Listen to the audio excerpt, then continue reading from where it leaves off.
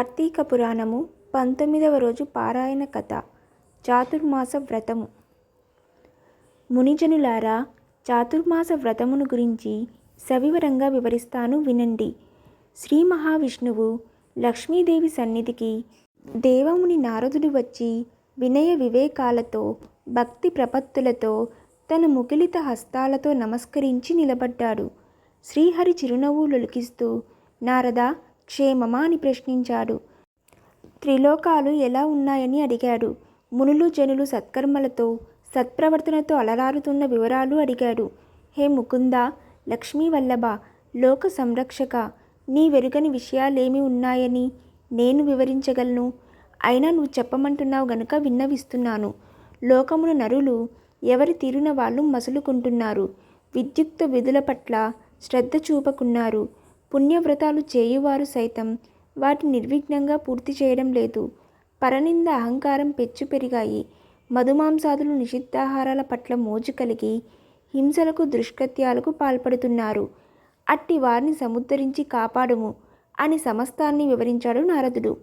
అంత శ్రీ మహావిష్ణువు లోక సంరక్షణార్థం ధర్మ సముద్ధరణ కోసం లక్ష్మీ సమేతుడై భూలోకానికి వచ్చి పుణ్యక్షేత్రాలు పుణ్యతీర్థాలు ఋషి ఆశ్రమాలు తిరుగుతున్నాడు. వృద్ధ దంపతుల రూపంలో ఉన్న లక్ష్మీనారాయణులను నిరసించేవారు కొందరు కాగా, గౌరవించి అతిథి మర్యాదలతో ఆదరించేవారు కొందరు. వీరి ఉనికినే పట్టించుకోక వారి వారి కార్యక్రమాలలో లీనమై ఉండేవారు కొందరు.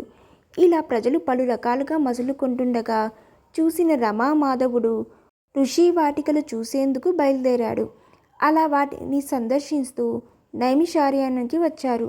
సూత సౌనకాదులు వారిని భక్తి శ్రద్ధలతో ఆరాధించగా, వారిలో జ్ఞానసిద్ధుడనే యోగీంద్రుడు, హే ఋషికేశ, మాధవ, మధుసూదన, హే పుండరీకాక్ష, మీ రాకతో మేము మా ఆశ్రమము ధన్యత్వం చెంది తరించాము.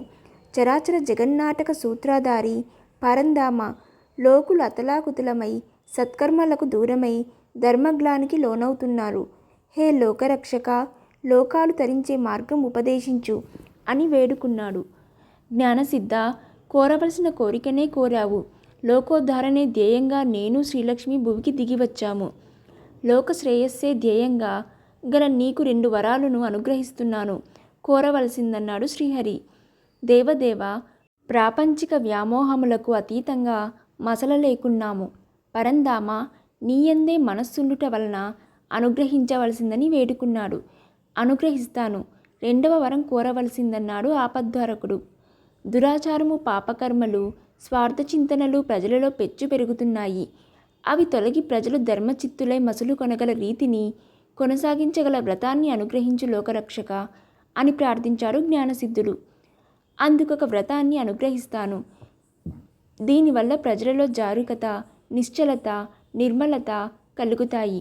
ఆషాఢ శుద్ధ దశమి నుండి కార్తీక శుద్ధ ద్వాదశి వరకు 4 నెలలు లక్ష్మీదేవి సహితం నేను ఆ పాలకడలిలో శయనించి ఉంటాను. నాకు నిద్రా సుఖాన్నిచ్చే ఈ కాలం ప్రజలు మెలకువగా మసలుకోగలందుకు ఈ వ్రతం తోడ్పడుతుంది. ఇది నాకు ప్రీతిదాయకమైన వ్రతం. నియమనిష్టలు అనుసరించి ఈ 4 నెలలు చేయు చాతుర్మాస వ్రతం వల్ల పాపాలు నశించి తరించగలుగుతారు. జరాభారం, ఆరోగ్య భంగం ఆదిగా గల జన్మ బాధలు ఉండవు. పుణ్యప్రదమైన ఈ వ్రత దీక్షితులు ఆషాఢ శుద్ధ దశమి నుండి శాకము, ఆ తదుపరి నెలకు శ్రావణ శుద్ధ దశమి నుండి పెరుగు, అటువైపై భాద్రపద దశమి మొదలు పాలు, ఆపై నెలలకు అనగా ఆశ్వయుజ శుద్ధ దశమి మొదలు పప్పు దినుసులు విడిచిపెట్టాలి. క్రమక్రమంగా నేను చెప్పిన ప్రకారం ఒక్కొక్క పదార్థాన్ని విడిచిపెడుతూ నియమిత ఆహారం తీసుకుంటూ పూజా పునస్కారాలతో ఈ 4 నెలలు భక్తి తత్పరులై నన్ను సేవించిన వారికి ముక్తిని అనుగ్రహిస్తాను. నాకు నిద్ర, మెలకువ, సుషుప్తి అవస్థాయములు లేవు. వీటికి అతీతుణ్ణి. భక్తుల నిద్ర పరిశీలనే నా నిద్రావస్థ కనుక జ్ఞానసిద్ధ, నేను ఈ 4 నెలలు నిద్ర నెపంతో శయనించిన భక్తిగల వారిని పరిశీలిస్తూనే ఉంటాను.